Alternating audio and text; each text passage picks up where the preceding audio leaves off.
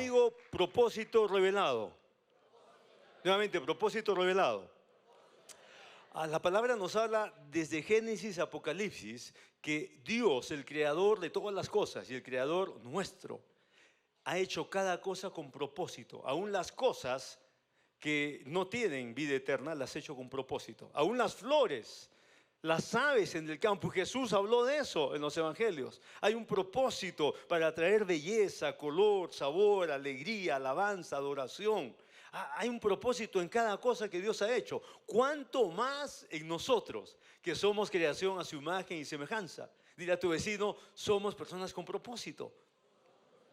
Entonces la palabra revela desde el inicio que hay un Dios con propósito. Entonces tu vida y la mía jamás podemos pensar que no tiene propósito. Toda persona tiene un propósito aquí en la tierra. Y cuando vemos la Biblia, entonces vemos y descubrimos y confirmamos y constatamos que hay un Dios con propósito. Entonces somos personas con propósito. David es un hombre excepcional para mí. Cada vez que leo salmos de David, es un hombre que entendía el corazón de Dios como pocos en el antiguo pacto. Y él no solamente entendía el corazón de Dios, por conocer el corazón de Dios, entendió también los deseos de Dios, los designios de Dios, los propósitos de Dios. David habla de propósito hace 3000 años. Dice en el Salmo 38, el Señor mi Dios cumplirá hasta el final su propósito en mí. Él sabía que Dios tenía propósito para su vida. Y él sabía que Dios tenía la intención y el poder para cumplir su propósito hasta el final de la vida de David. Así que hoy día he buscado varios salmos de David, porque hay varios salmos que son de otros autores, pero he buscado varios salmos de David para hablar un poquito de propósito. Y lo que debe impulsar nuestras vidas son los propósitos de Dios. La Biblia dice que la fuente de la vida y la fuente de propósito es Dios mismo. Entonces Dios es un Dios de propósito y tiene muchos propósitos. Y algunos de ellos tienen que ver con nosotros, tienen que ver con nuestras vidas. Así que durante las próximas semanas voy a estar compartiendo 5 propósitos de Dios para nuestras vidas. Anótalo. 5 propósitos de Dios que los encontramos en la Biblia y son para entenderlos. Por eso puse propósito revelado, porque es como cuando se revelan las fotos, las mejores, no las del teléfono, no las digitales, sino las que aún algunos siguen revelando en rollo. Algunos sí en blanco y negro, otros en color, pero es un proceso. Uno entra a la cámara de revelado y es todo un proceso. No ves nada al inicio, sencillamente sabes que tomaste una buena foto. Y ahí está, en tu negativo. Y ese negativo en un proceso muy interesante va a convertirse en esa gran foto que tú sabías que la tomaste así, aunque no tenías una constatación digital ni una constatación visual de lo que habías hecho. Así también los propósitos de Dios nos son revelados a través de su palabra. Di conmigo su palabra. Así que tenemos que ir a la palabra y ahí entender que el propósito de Dios nos es revelado. Y cuando nos es revelado es para que nosotros creamos en eso. Y cuando creemos en el propósito de Dios para nuestras vidas, entonces nuestras vidas tienen claridad, nitidez, agudeza. Y nuestras vidas comienzan a funcionar diferente, comienzan a funcionar mejor. Comienzan a producir más alto, comienzan a tener mejores resultados y de eso queremos hablar las próximas semanas. El primer propósito que voy a compartir hoy día está basado en la palabra. Si vamos rápido a Apocalipsis capítulo 4, versículo 11, dice así: porque tú creaste todas las cosas, existen y fueron creadas para tu agrado, para tu agrado. Entonces ahí ya nos da una pista directa. Nuestro primer propósito que vamos a estudiar es que fuimos creados para agradar a Dios. Dilo fuerte conmigo, fuimos creados para agradar a Dios. Ese es el primer propósito que vamos a estudiar hoy día. Ponte a pensar un poquito en eso. Todas las cosas fueron creadas por Dios, fueron creadas por Él y para diferentes cosas. Eso se llama propósito. Pero en medio de todo fuimos creados para agradar a Dios, toda persona. Sean personas que hoy día le desagradan muchísimo. ¿Cuántos vivimos un tiempo desagradando mucho a Dios? ¿Cuántos de nosotros? Vamos, están dormidos, ¿ah? Yo viví mucho tiempo desagradando a Dios. ¿Cuántos más desagradaron a Dios en su vida? Todos en un momento. Y mucho, en algunos casos como el mío y de pronto muchos de ustedes también. Pero eso quedó en el pasado. Ahora estamos agradando a Dios. Por eso es que tenemos que amar a los que no están agradando a Dios. Por eso es que tenemos que tener un corazón cada vez más afinado para tratar, conversar, conocer, ser de bendición, de alegría y de ayuda con tantas personas que Dios nos permite compartir la vida que aún no le agradan a Dios. ¿Por qué? Porque aún no le conocen. Y como no lo conocen, no lo entienden. Y como no lo entienden, lo desagradan a su regalado gusto. ¿Están conmigo, iglesia? Entonces, ¿qué tenemos que hacer nosotros? Amarlos, porque recordamos que un tiempo nosotros tampoco agradábamos a Dios porque no lo conocíamos. Pero todos hemos sido creados para agradar a Dios. No fuimos creados, tú no fuiste creado para agradar a los hombres. No fuiste creado para agradarte a ti mismo. Fuiste creado para agradar al Rey de Reyes y al Señor de Señores. Para eso fuimos creados. En Hechos capítulo 13, versículo 22 dice: más tarde Dios quitó de su puesto a Saúl y les dio por rey a David, de quien dijo: he encontrado que David, hijo de Jesé, es un hombre que me agrada y que está dispuesto a hacer todo lo que yo quiero. ¡Wow! Estamos hablando en el Nuevo Testamento. O sea, en otras palabras, es como el epitafio. Es como la marca, el resumen de la vida de David. David hizo muchas cosas. Dentro de ellas se equivocó también. Fue un hombre imperfecto. Tuvo errores, sí. Pero ¿por qué el Nuevo Testamento lo pone como un ejemplo a David? Vivía bajo otro pacto, bajo la ley. Pero es puesto como un ejemplo, ¿por qué? Por su corazón. ¿Qué había en su corazón? Habían cosas en cuanto a Dios. ¿Qué cosas? Él quería agradar a Dios. Dí conmigo, agradar a Dios. Ese es el primer propósito que tenemos en la tierra, tú y yo, agradar a Dios. Y dice que David, Dios dijo de él: he encontrado. Quiere decir que si encontró, Dios estaba buscando. Estaba buscando y dice: he encontrado a David, un hombre que me agrada y que está dispuesto a hacer todo lo que yo quiero. El que podamos agradar a Dios y el que podamos tener disposición para obedecer a Dios, para Él significa mucho.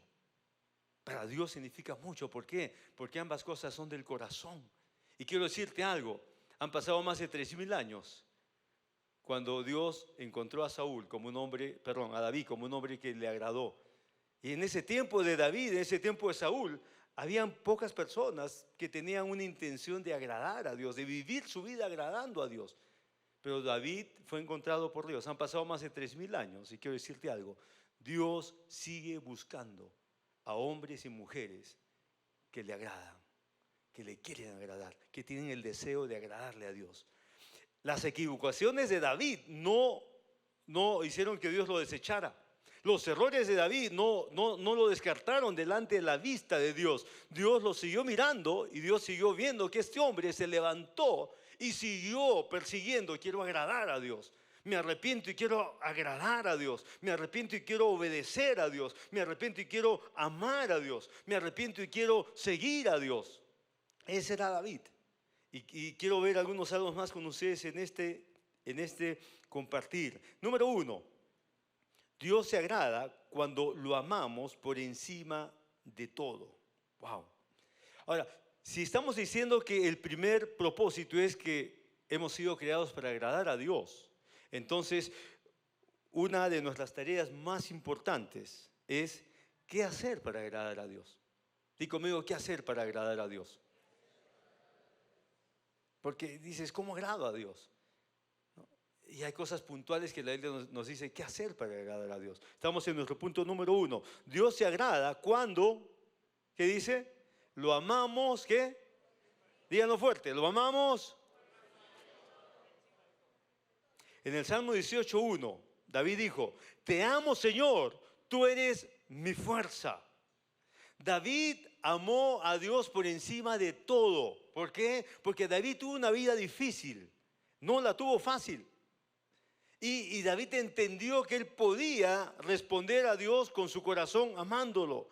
Dios nos creó para amarnos y Él anhela que nosotros también lo amemos a Él. Él desea que nosotros seamos recíprocos con su amor. Primera de Juan 4:19 dice: nosotros le amamos a Él. ¿Por qué? ¿Por qué? Porque Él nos amó primero. ¿Cuántos quieren amar a Dios? Miren, todo el deseo de amar a Dios no parte de tu corazón ni del mío. Tenemos que entender ese asunto. Sí, deseamos amar a Dios, amamos a Dios, y a partir de estas enseñanzas estoy orando para que tengamos más claras las ideas bíblicas, cómo amar a Dios, qué dice la Biblia, cómo le amamos, cómo expresamos nuestro amor a Dios. Pero eso no parte de nosotros, partió de Dios. Dios nos amó primero. Levanta tu mano y di conmigo: Dios me amó primero y Él me sigue amando y me amará siempre. Así que toda mi respuesta parte de su corazón. Así lo creo.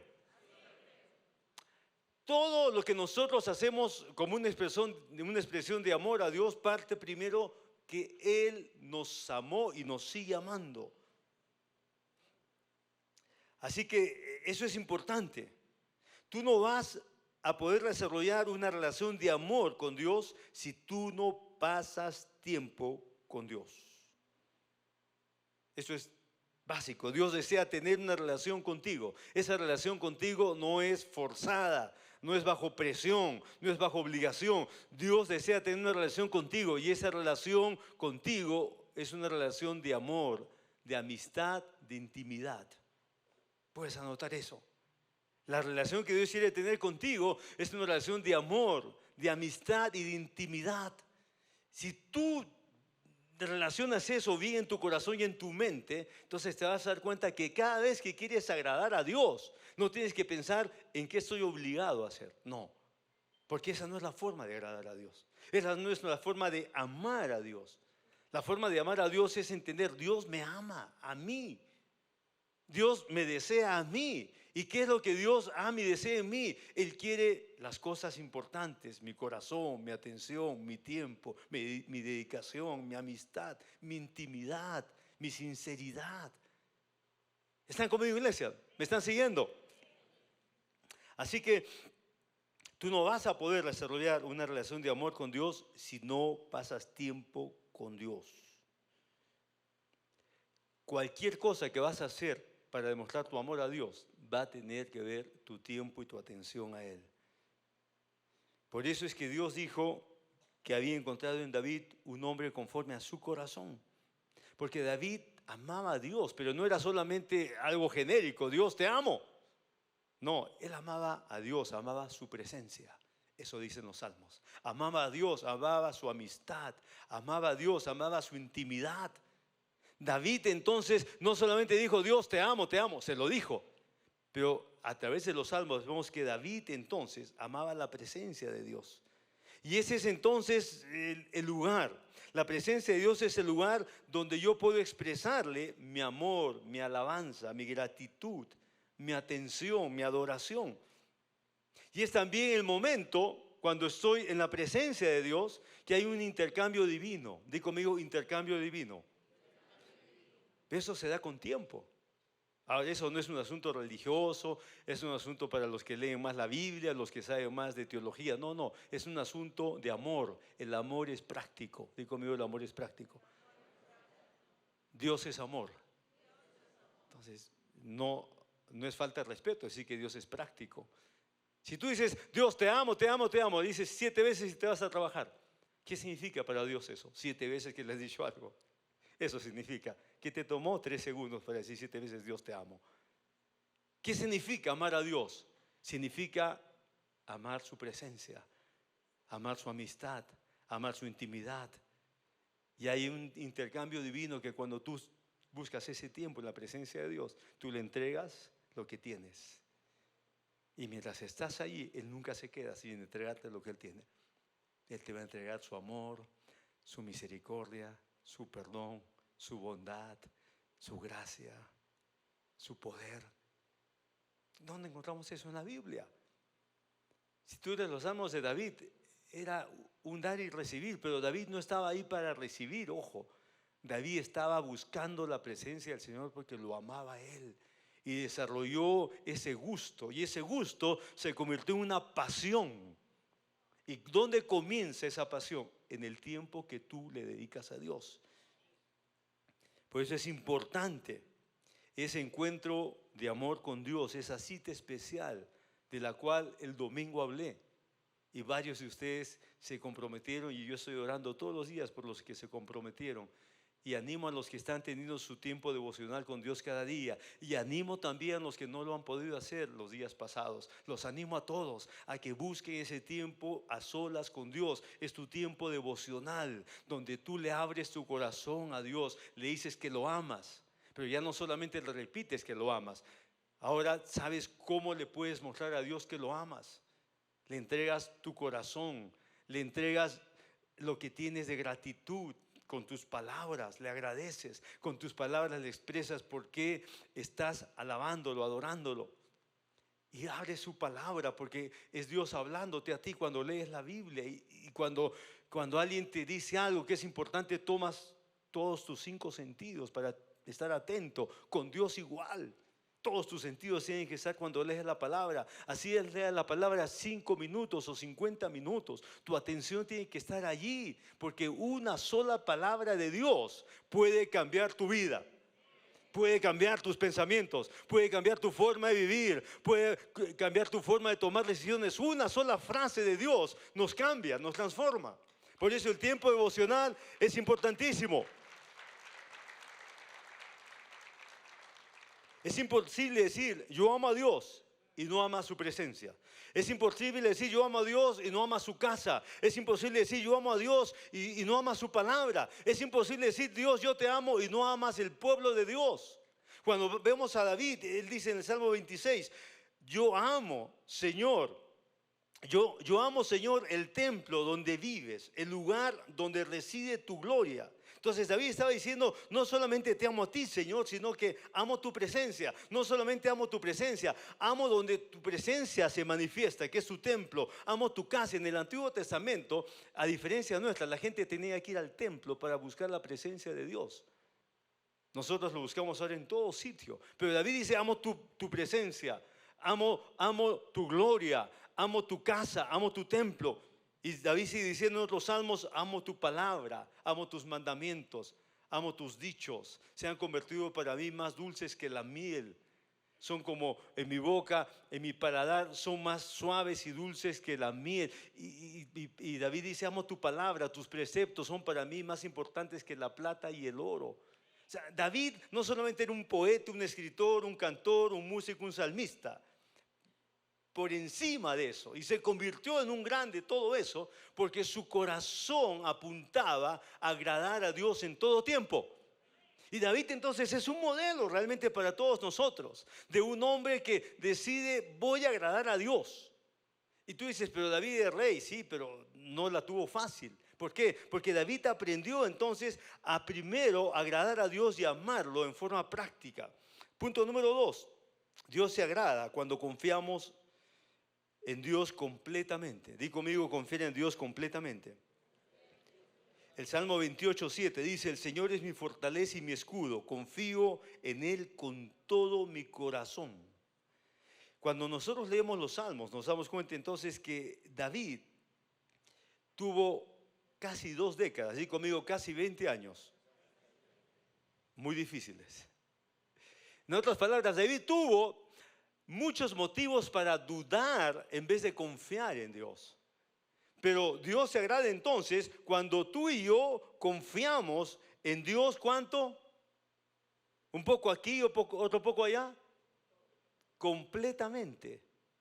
Dios se agrada cuando confiamos en Él completamente. Pero en 1 Samuel 18 creo que es, Dios lo manda al profeta Samuel, le dice, Samuel, unge en la casa de Jesé o de Isaí, que es lo mismo, unge a uno de sus hijos. Y ustedes saben que Samuel se equivoca porque piensa que es el mayor, piensa que es el más alto, el más fornido, el más presentable, y al final era David, que estaba en el campo, el menor. Pero ahí lo unge y Dios le dice, dile que lo estás ungiendo porque él ha sido elegido como rey para Israel. Y David tenía 17 años y recibe la promesa. Promesa, digan conmigo, promesa. Y decide confiar en Dios. Pero pocos meses después va y derrota a Goliat. Y cuando derrota a Goliat se hace un héroe nacional, David. Todos cantaban canciones de David, era el modelo, el joven héroe en todo Israel.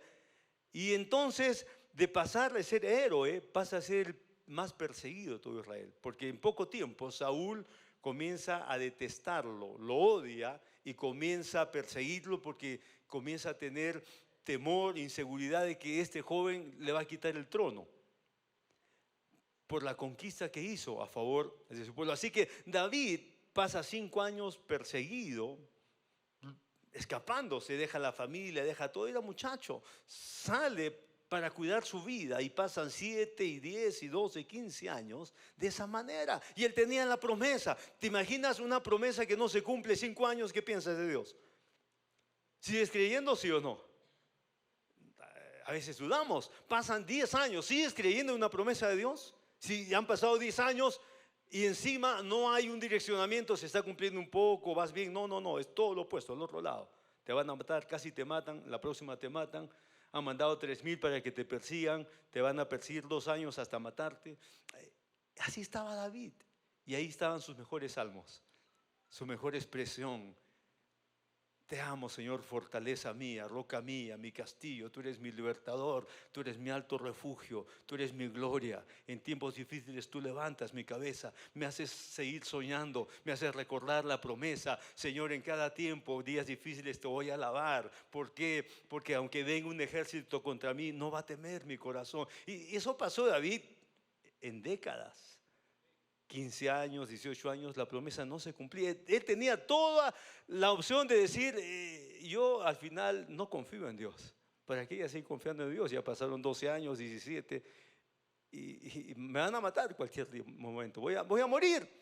¿Y qué de rey? Ni siquiera yo quisiera ser un hombre sin promesa. Un hombre común y corriente en mi casa, en mi país, con los míos, disfrutando de los amigos, de la familia, como cualquier otro, y no tener promesa de Dios.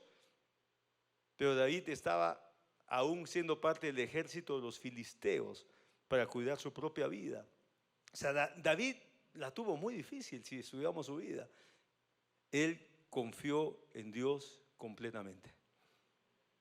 Completamente. Y tú y yo somos llamados a confiar en Dios no a medias, sino completamente. ¿Por qué? Porque van a haber momentos difíciles. Van a haber tiempos. Muchas personas dicen, pastor, ya he confiado en Dios y es mi tiempo. Y aún Dios no me ha respondido. Como pastor, esa frase la he escuchado muchas veces en diferentes tiempos y de diversas personas y en forma comprensible y respetable, porque han esperado algo y han dicho, eso no se cumplió, pastor. En otras palabras, Dios no cumplió lo que dijo. Y nosotros tenemos que aprender a confiar aún, no solamente en las promesas de Dios, sino en los tiempos de Dios. Eso dice la Biblia. En los procesos de Dios. Eso nos enseña la palabra. ¿Por qué? Porque cuando tú dices, pastor, se cumplió el tiempo y Dios no me respondió. Se cumplió el tiempo. ¿Cuál tiempo? El tuyo, el que calculaste. Calculaste 2 años y después extendiste tu fe y estás creyendo 5 años y no se cumple. Entonces tu tiempo ya redoblado, aumentado, todo proyectado, ya se cumplió. Y tú dices, se cumplió el tiempo, Dios no cumplió. Y no, eso me pasa a mí, te pasa a ti, nos reímos ahora. Pero cuando algo estamos confiando en Dios y no se cumple, decimos ya, hasta aquí he creído, como si ya dejo de creer, mejor me dedico a creer otra cosa. ¿Sí o no? David no hizo eso. David decidió agradar a Dios confiando en Él completamente, porque Él tuvo una promesa y dijo, aunque estoy a punto de morir una y muchas veces, sigo teniendo la promesa y voy a confiar en que Dios cumplirá su propósito y su promesa en mí. Dile a tu vecino, los tiempos de Dios y los procesos de Dios los voy a confiar con todo mi corazón. En el Salmo 25:5 David dice, tú eres mi Dios y mi Salvador, en ti siempre confío. Entonces, no importa la temporada que estamos viviendo, vamos a confiar en Dios.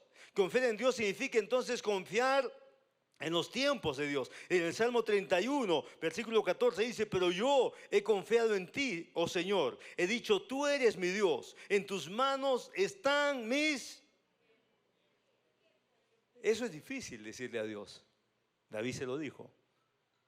En otras palabras, decir, Señor, mi tiempo, el que yo calculé, se venció, se recontravenció, lo programé, lo amplié, seguí creyendo, todo se ha vencido pero ya, todos mis tiempos están en tus manos. Quiere decir que si soy viejito y tú quieres hacerme rey, porque así fue tu deseo, yo pongo todo mi vida y todo en tus tiempos, Señor, ya no en los míos. Hola. Eso es confiar en Dios completamente. David esperó casi exactamente 20 años de sufrimiento, de persecución, de salvar su vida, de guardar su pellejo, de no comer, de pasar tiempos de hambre, de pobreza, hacerse loco para salvar su propia vida, enrolarse a un ejército contrario al de Dios para salvar su propia vida, haciendo muchas cosas que nadie haría, pero mientras él hacía eso, dijo: Dios, yo confío en ti para siempre. Por eso es que no murió, por eso es que no quedó a medias, por eso es que Dios miró en él y todo ese tiempo Dios hizo un proceso en David, lo preparó para ser ese rey que Dios quería que fuera. Muchos estamos creyendo entonces en cumplimiento de promesas automáticas, bendiciones rápidas, inmediatas, pero necesitamos confiar en Dios y en los tiempos de Dios. La Biblia dice que sin fe es imposible, ¿qué? Agradar a Dios. No dice sin fe por 7 años, no dice sin fe por 5 meses.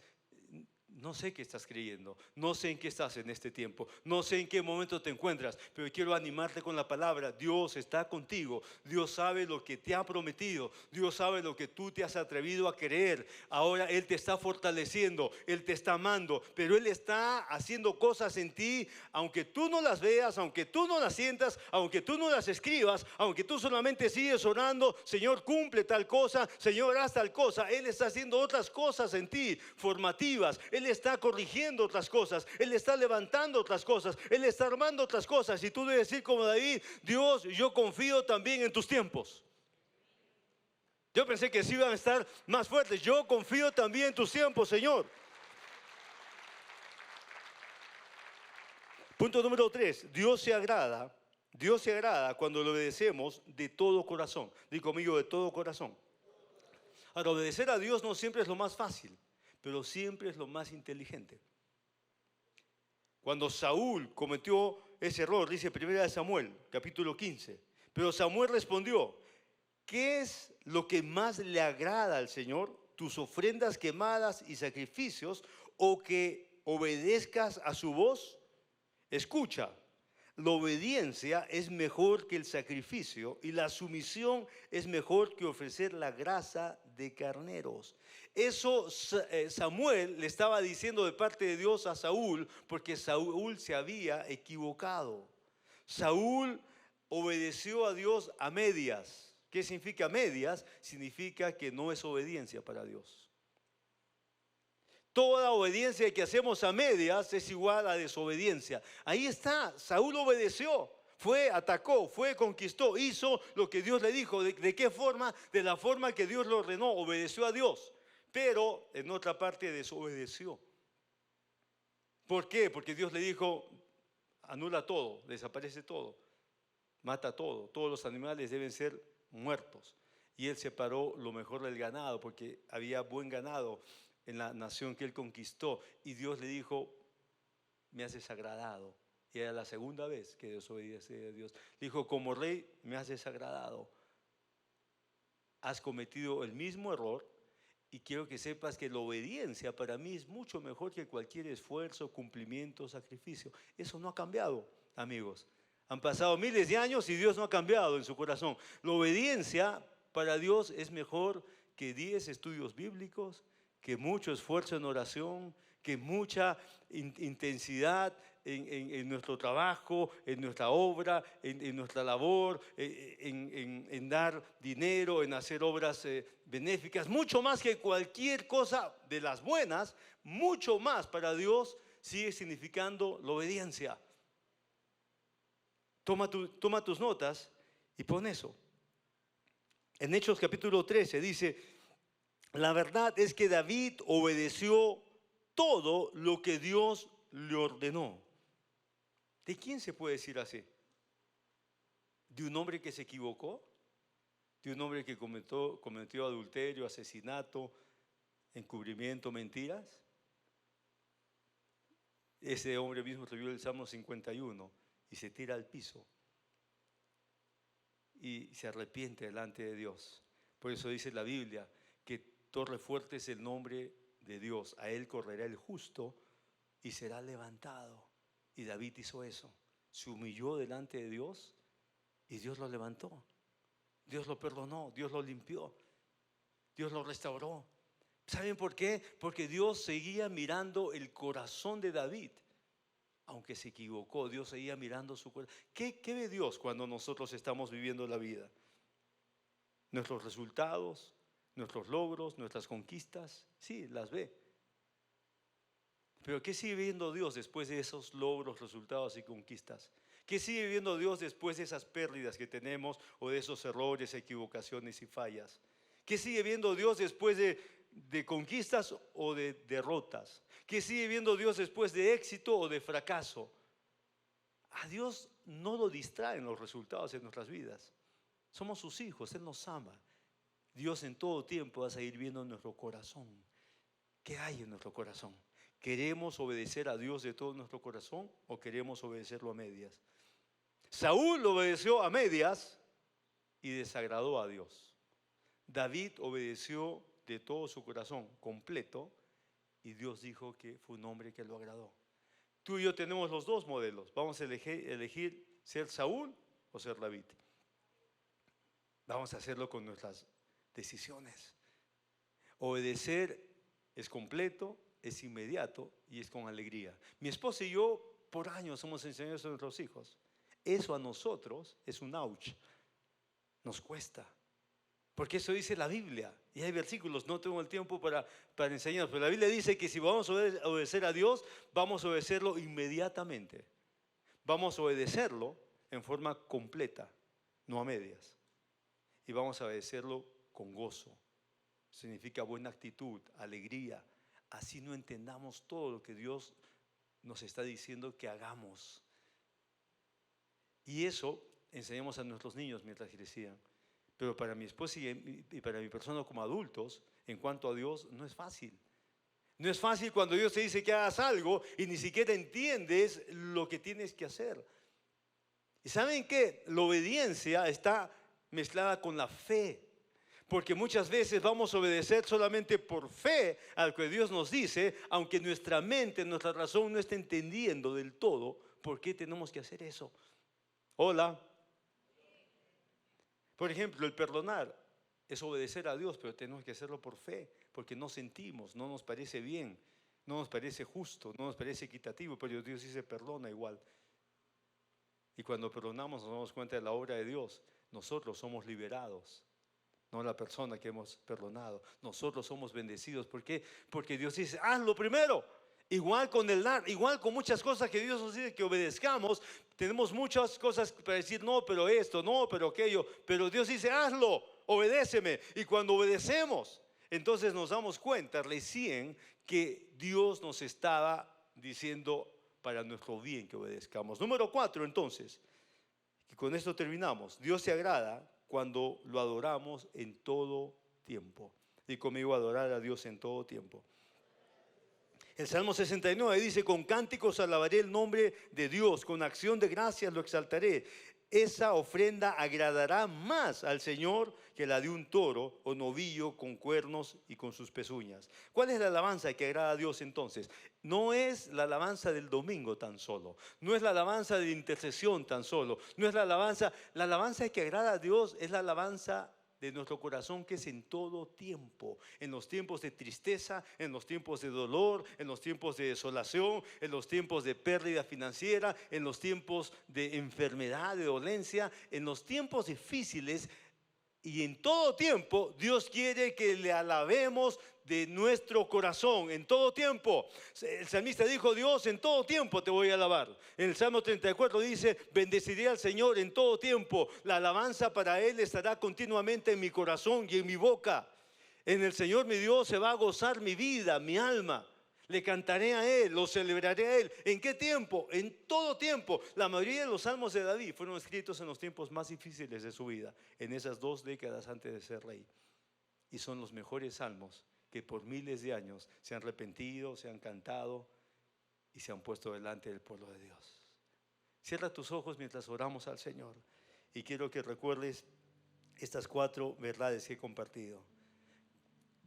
Cada día que te levantas y abres tus ojos, no solo recibas el amor de Dios, recuerda que el primer propósito es que tú y yo le agrademos a Él, y estamos compartiendo cómo agradar a Dios en forma práctica. Cuando te levantas un día, dile: Señor, yo te amo, Señor, en forma completa, no a medias, en forma completa, Señor. Dile al Señor temprano: Señor, en cada área de mi vida yo confío en ti. Voy a confiar en ti, Señor, este día. Voy a confiar con todo mi corazón. Y antes de salir de la cama, inclusive, puedes decirle: Señor, en lo que tú me pidas, yo te voy a obedecer. Anticípate a algo que Dios te pide. Dile: Dios, en lo que sea que tú me pidas, yo estoy dispuesto a obedecerte. Antes de tomar tus alimentos, antes de salir de tu casa, tómate un tiempo para adorar a Dios, porque Él quiere tener tu corazón, tu atención de una forma práctica. Tómate el tiempo. El tiempo más importante de cada 24 horas es el tiempo que tú le dedicas a Dios, porque en ese tiempo está resumida tu intención, tu interés, tu amor. Y lo que he compartido en esta mañana, esos 4 puntos: tu amor, tu confianza, tu obediencia y tu adoración. Todo eso se resume cuando tú buscas a Dios y le hablas de tu corazón. Padre, en el nombre de Jesús, yo bendigo a cada persona. Oro para que tu palabra sea esa lámpara, Señor, que trae luz en nuestro caminar. Que nuestro caminar, Señor, en lo práctico, sea, Señor, alumbrado por estas verdades de tu palabra, y que hoy día, Señor, son expuestas a nuestras vidas. Amarte, confiar en ti, obedecerte y adorarte en todo tiempo son expresiones bíblicas de cómo agradarte a ti, cómo vivir una vida que te agrada a ti, Padre Celestial. Gracias te damos por decisiones de fe, en el nombre de Jesús. Si quieres y necesitas recibir a Jesús en tu corazón, o entiendes que ese es un tiempo para reconciliarte con Él. ¿Qué es reconciliarte? Es reconectar tu voluntad con la voluntad de ese Dios que te ama. Es decirle: Dios, me he distanciado de ti, pero no me quiero quedar distante. Quiero acercarme, quiero conectarme nuevamente a tu presencia. Si es que quieres recibir a Jesús o reconciliarte, repite esta oración: amado Jesús, tú eres mi Salvador, tú eres mi Señor. Lo declaro y lo creo. Rindo mi vida a ti, me quedo conectado contigo. Te pido que perdones mis pecados. Caminaré contigo día a día y te agradaré cumpliendo tu palabra. En el nombre de Jesús. Amén.